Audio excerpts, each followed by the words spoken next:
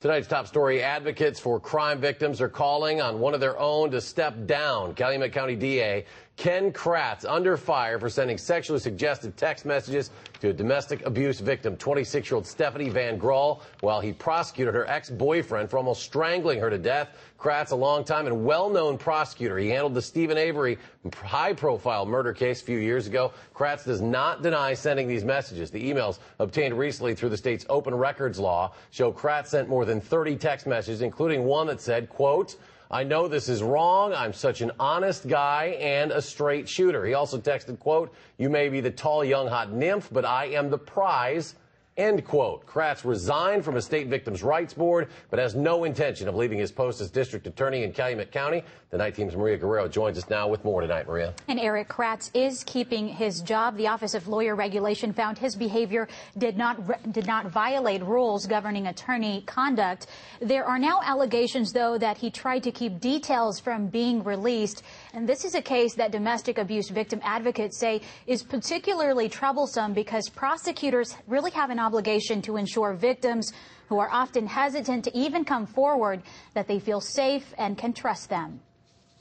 District Attorney Kratz used his position, used his prominence to his own advantage in this exchange, and that's deeply disturbing. Domestic abuse victim advocate Tony Gabbard says the 30 text messages sent from Calumet County DA Ken Kratz to a domestic abuse victim will likely have a deep impact on other victims across the state. If there is at all a suggestion or a belief that they're not going to be treated with respect, that their case is not going to be taken seriously, then it absolutely does have that impact to silence them. Outrage over the sexually charged texts has others speaking out. I can't fire him.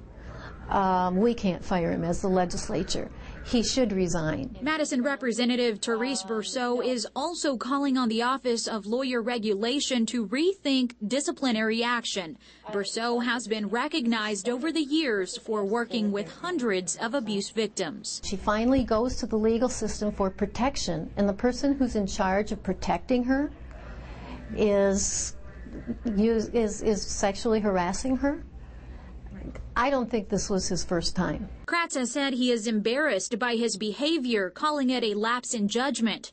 That's not enough for those fighting for victims' rights. He's the one who initiated this exchange.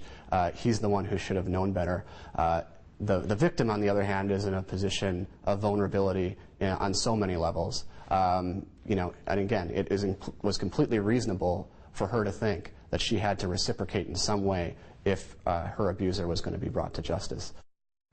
The Wisconsin Coalition Against Domestic Violence, who you heard from in the story there, is not calling on Kratz to step down as DA, saying it is up to him to decide if he can continue to serve residents, including victims of abuse, Eric. And Maria, the victim, she now lives near Wausau and says Kratz put her through 3 days of hell. Right. That's what she says. What does the group say about this case, particularly in how it pertains to the texting involved, the technology angle? And that's actually very interesting. The coalition says technology is now helping this kind of behavior become more prevalent among stalkers and domestic abusers, adding it is a simple, intrusive way someone can continue to make contact with the victim against their will, obviously, because you can't stop somebody from sending you a text message. Right. Maria Guerrero reporting tonight. Maria, thank you very much. Okay. Kratz is an elected official. He says he plans on running again, and in a statement says he has had a spotless reputation throughout his 25-year career.